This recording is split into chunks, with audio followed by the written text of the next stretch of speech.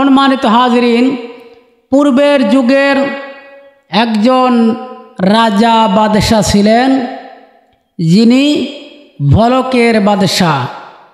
উনি প্রাথমিক অবস্থায় আল্লাহর বিধান, আল্লাহর হুকুম উনি মানেন নাই। আল্লাহ যে আছেন, আল্লাহর যে হুকুম পালন করতে হবে, নামাজ, রোজা, হজ, যাকাত এগুলো যে করতে হবে, উনি প্রাথমিক অবস্থায় তিনি মানতে পারেন নাই। এক পর্যায়ে তার অনেক চাকর বাকর ছিল, দাসী ছিল। সে ফুলের বিছানায় ঘুমাতেন। ঘটনার মধ্যে দেখলাম যে একদিন ওই দাসীকে বলতেছে যে, দাসী, তুমি আমার যে বিছানা আছে এই বিছানা সুন্দরভাবে, পরিপাটিভাবে, সুন্দরভাবে সাজাইবে। এবার ওই দাসী বলতেছে, জাহাপনা, আমি তো প্রতিদিন আপনার বিছানাটা সুন্দরভাবে পরিপাটি করে সাজিয়ে রাখি। তো বলতেছে, আজ আমি যাচ্ছি, আমার ফিরতে দেরি হবে, তুমি আমার বিছানাটা পরিপাটিভাবে করে সুন্দরভাবে রেখে দিও। বলল, ঠিক আছে। বাদশাহ চলে গেলেন। বাদশাহ উনি চলে গেলেন, তার কাজের উদ্দেশ্যে রওনা হলেন। বাদশাহর ফিরিতে দেরি হলো। এমত অবস্থায় উনি লক্ষ্য করলেন, বাদশাহর ফিরতে যেহেতু দেরি হয়েছে, এত সুন্দর আমি বিছানা সাজাইলাম, এত সুন্দর বিছানা, ফুলের বিছানা আমি সাজাইলাম, এই বিছানায় বাদশাহ সুন্দরভাবে আরাম করে। তাহলে আমার মন চায়, ওই দাসী বলতেছে, আমার মন চায় এই বিছানার মধ্যে আমি একটু আরাম করে পিঠটা লাগাই, দেখি কেমন লাগে। দৈনিক খালি রাজার জন্যে বিছানা সুন্দর করে পরিপাটি করি, আমি নিজে তো একদিন দেখলাম না যে এই বিছানাটায় কেমন আরাম। হঠাৎ করে উনি যখন বিছানার উপর একটু হেলান দিছেন, হেলান দেওয়ার সঙ্গে সঙ্গে পিঠটা যখন বিছানায় লাগাইলেন, লাগানোর সঙ্গে সঙ্গে আল্লাহ রাব্বুল আলামিন তার চোখের মধ্যে ঘুম দিয়ে দিলেন। চোখের মধ্যে যখন ঘুম দিয়ে দিলেন, সে ঘুমন্ত অবস্থায় রয়েছে। বাদশাহর বিছানায় ঘুমন্ত অবস্থায় রয়েছে। এবার বাদশাহ তার কাজ সেরে যখন বাসায় ফিরেছেন, ঘরের মধ্যে সে দেখে তার যে দাসী, সেই দাসী তার বিছানায় শুয়ে আছে। যখন দেখলেন দাসী তার বিছানায় শুয়ে আছে, বাদশাহ রেগে তেলে বাগুনে জ্বলে উঠলেন। এক পর্যায়ে রাগান্বিত হয়ে বলতেছে, এই কৃতদাস, এই দাসী, এই বেকুব, তোর কি লজ্জা শরম বলতে কোনো কিছুই নাই? তুই আমার বিছানায় তুই শুয়ে আছিস, কারণটা কি? যখন এই কথা বলেছে, এবার দাসী সঙ্গে সঙ্গে জাগৃত হয়ে গেছে। জাগৃত হয়ে বলতেছে, জাহাপনা, আমার ভুল হয়েছে, আমি জানি না এই বিছানায় শুয়ে ঘুমিয়ে গেছি, আমি জানি না আপনার বিছানায় শুয়ে আছি, আমি কিছুই বুঝতে পারি নাই। বাদশাহ বলতেছে, তোকে অবশ্যই এর খেসারত দিতে হবে। উজির, নাজির, মন্ত্রী সকলকে ডাকলেন, সবাইকে ডাকলেন। ডাকার পরে বলতেছে, আমার উজির, এই যে দাসী আমার যে বিছানা প্রতিদিন পরিষ্কার করেন, সেই দাসী আমার বিছানায় ঘুমিয়ে পড়েছে, তাহলে এর বিচার করতে হবে। উজির বলছে, বাদশা, জাহাপনা, অবশ্যই এর বিচার করতে হবে। জল্লাদকে ডাকা হলো।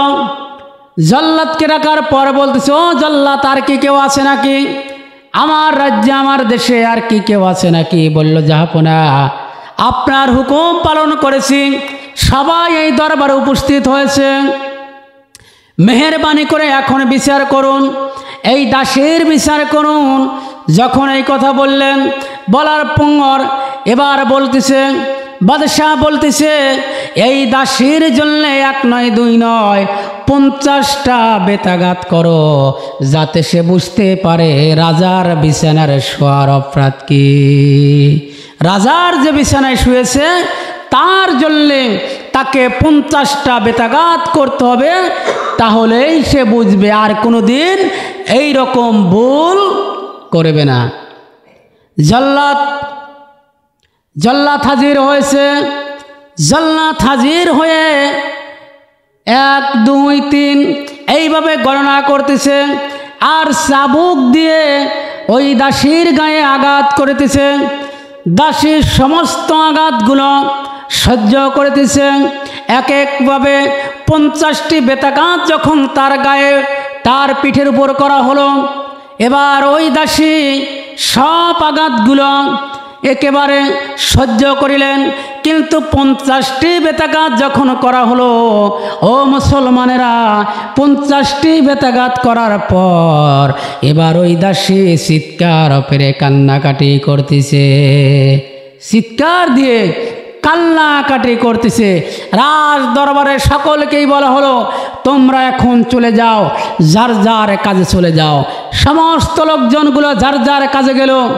এবার রাজা তার কৃতদাসীকে বলল, ও আমার দাসী, তুমি আমার কাছে আসো। তার কাছে এলো।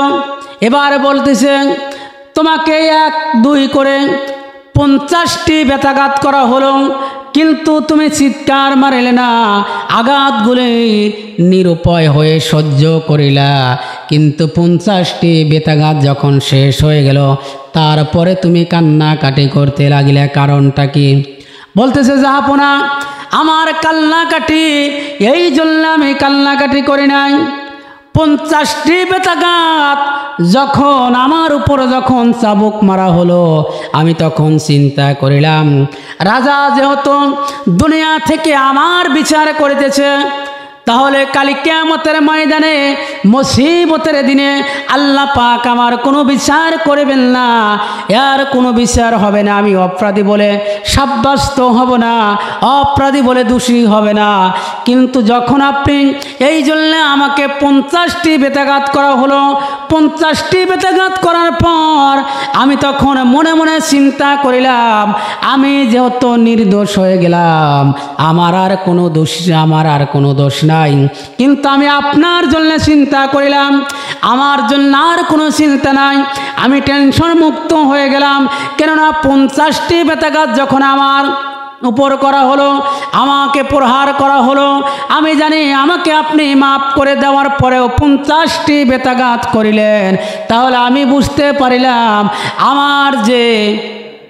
আমার যে ভুল হয়েছিল, ওই ভুলের কারণে আপনি 50টি বেতাঘাত করিলেন।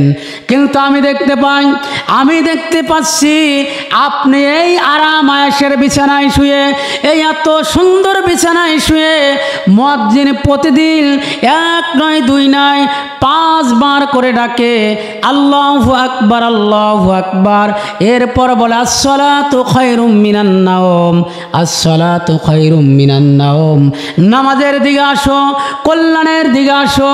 ও বাদশাহ, আমার সামান্য ভুলের কারণে যদি 50টি বেতাঘাত যদি আমার উপর জারি হয়, তাহলে যে আল্লাহ রাব্বুল আলামিন আপনাকে সৃষ্টি করলেন, আল্লাহ পাক বলেন, মা খালাকাতুল জিন্না ওয়াল ইনসা ইল্লা লিয়াবুদুন। আমি রব্বুল আলামিন মানব জাতি এবং জিন জাতিকে সৃষ্টি করেছি একমাত্র, শুধুমাত্র, কেবলমাত্র আমার ইবাদত বন্দেগী করার জন্যে, আমার দাসত্ব করার জন্যে, আমার গোলামি করার জন্যে। অন্য কোনো উদ্দেশ্যে আমি মানব জাতি এবং জিন জাতিকে সৃষ্টি করি নাই।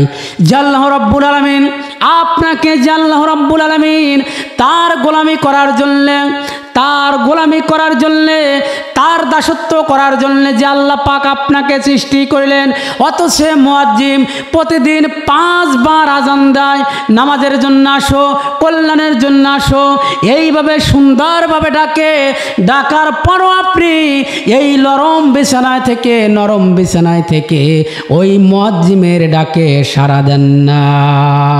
সাড়া যদি না দেন তাহলে কাল কিয়ামতের ময়দানে মুসিবতের দিন আপনার কি অবস্থা হবে?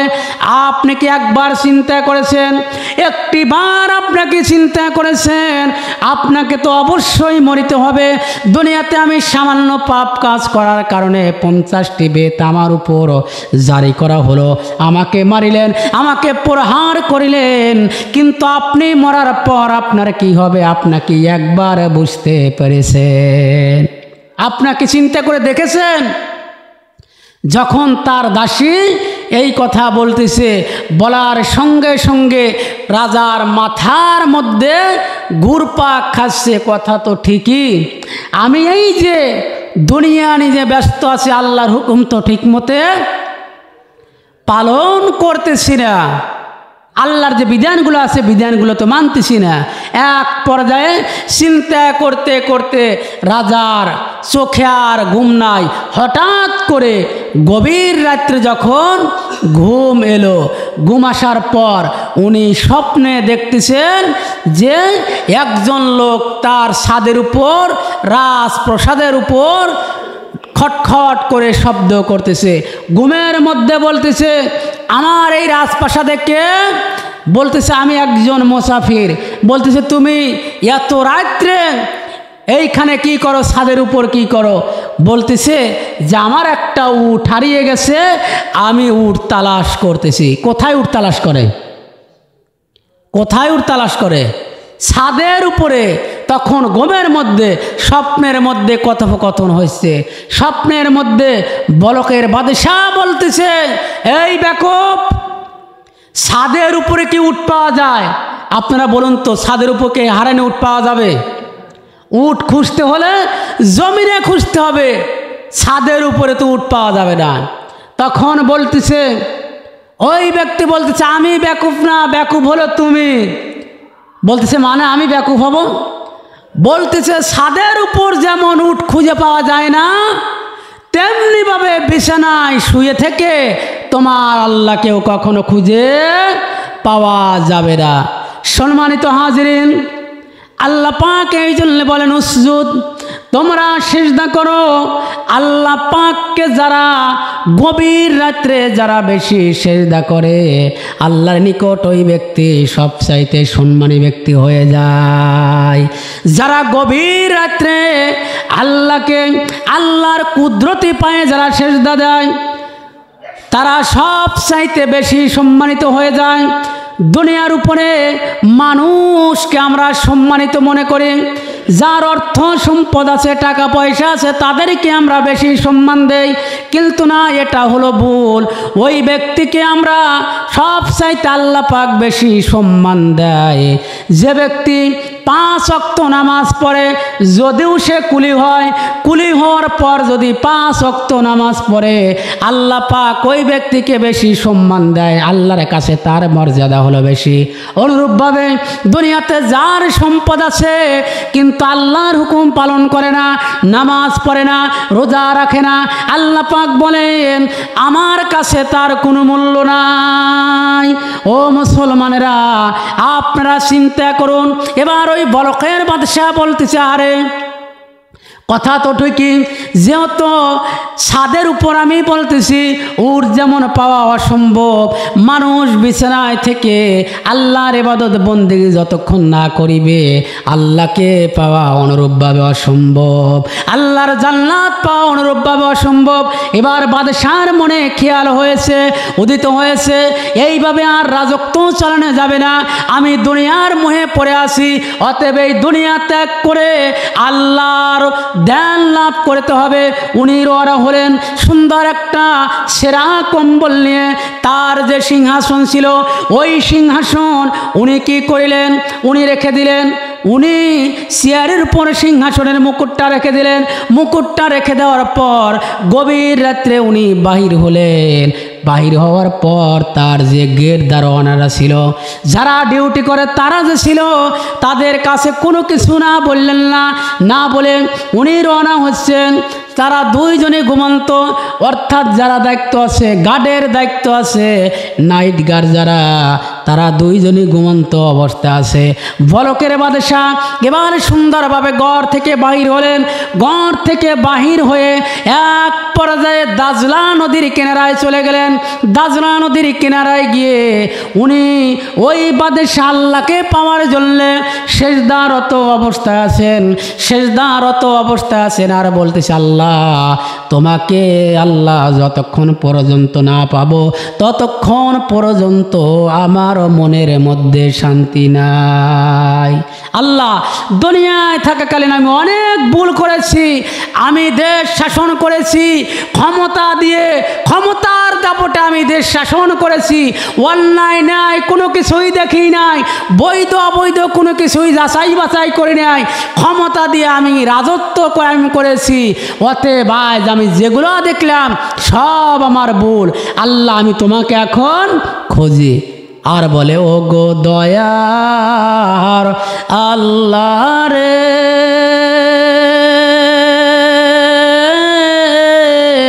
ও গো মায়ার মাবুদু রে, তোমাকে বুঝি আমি পাইলাম না রে। সম্মানিত হাজিরিন, বাদশাহ দাজ্জাল নদীর কিনারায় যখন গেলেন, দাজ্জাল নদীর কিনারায় গিয়ে উনি আল্লাহর ধ্যানে পড়ে বসে গেলেন। এদিকে রাত্রি যখন শেষ হয়ে গেল, উজির নাজির মন্ত্রীরা সকলেই রাজাকে খুঁজতে লাগলেন। রাজাকে অনেক খোঁজাখুঁজি করিলেন, অনেক খোঁজাখুঁজি করার পর রাজাকে পাওয়া যায় না। রাজা কোথায় গেল? সবাই চিন্তিত হয়ে পড়িলেন, কারোর মনেও শান্তি নাই, সবাই চিন্তিত হয়ে গেলেন। কেননা আমাদের যে রাজা, ওই রাজাকে পাওয়া যাচ্ছে না। রাজা কোথায় গেল? রাজা কোথায় গেল? আমার ভাইরা, আমার বন্ধুরা, বাদশাকে খুঁজে পাওয়া যায় না। আমাদের যে প্রধানমন্ত্রী পালিয়ে চলে গেল নাকি বলেন আপনারা? চলে গেল, তাকে আর খুঁজে পাওয়া যাচ্ছে না। তখন নেতারা চিন্তা করিলেন, ব্যাপার কিরে, আমাদের প্রধানমন্ত্রী গেল কোনে? এখন তো আর মোবাইলের যুগ নাই, তখন আর মোবাইলের যুগ ছিল না যে মোবাইল করে খোঁজ খবর নেওয়া যায়। তখন কিন্তু মোবাইলের যুগ ছিল না। চিঠির মাধ্যমে মানুষ এক জায়গায় থেকে অন্য জায়গায় যাতায়াত করতে হলে তাহলে সুন্দরভাবে চিঠি লিখলো। এখন দেশে মোবাইল এলো, চিঠিও বন্ধ হয়ে গেল, বন্ধ হয় নাই। এই জন্য আমি বলি, দেশে মোবাইল এসে আছে, চিঠি বন্ধ হয়েছে।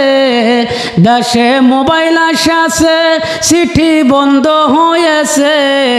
দেওয়ানা বানাইছে মোবাইলের জ্বালা, এখন গুম হারাম কইরে আছে। সম্মানিত হাজিরিন, আমি যে কথা আপনাদেরকে বোঝাতে চাচ্ছি সেটা হলো, রাজাকে আর খুঁজে পাওয়া যায় না। রাজা কোথায় গেল?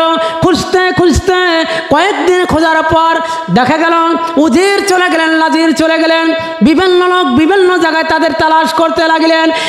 এক পর্যায়ে উজির যখন চলে গেলেন, দাজলা নদীর কিনারায় চলে গেলেন। দাজলা নদীর তীরে গিয়ে দেখে সম্ভবত আমাদের বাদশাহ, বলকের বাদশার মতো দেখা যায়, ইনি সম্ভবত আমাদের বাদশাহ হবে। হাঁটতে হাঁটতে এক পা দুপা করে যাইতে যাইতে উনি যখন কাছে গেলেন, উনি কাছে যাওয়ার পর দেখে সত্যই তো আমাদের যে বাদশাহ, এই বাদশার এই অবস্থা হয়েছে। কারণটা কি? বাদশার অবস্থা তো বেশি ভালো না, চুলগুলো উস্কো খুস্কো, পরনে ছেঁড়া জামা। চিন্তা করতেছে আমাদের যে বাদশাহ, সে তো সব সময় পরিপাটি থাকে, কিন্তু এর তো অবস্থা ভালো নাই। আচ্ছা, চলে গেলেন, যখন কাছে গেলেন, কাছে গিয়ে দেখে সত্যি আমাদের সেই বাদশাহ। তখন বলছে, জাহাপনা, আপনার এই অবস্থা কিসের জন্য হয়েছে? কোন কারণে হয়েছে? আপনি তো সম্ভবত 3 দিন পর্যন্ত খাওয়া দাওয়াও করেন নাই, এই অবস্থা কিসের জন্য হয়েছে? এবার বাদশাহ বলতেছে, ও হুজুর তাহলে শুনে রাখো, খাওয়া দাওয়া এই জন্য বন্ধ হয়েছে। খাওয়া দাওয়া বন্ধ হওয়ার একমাত্র কারণ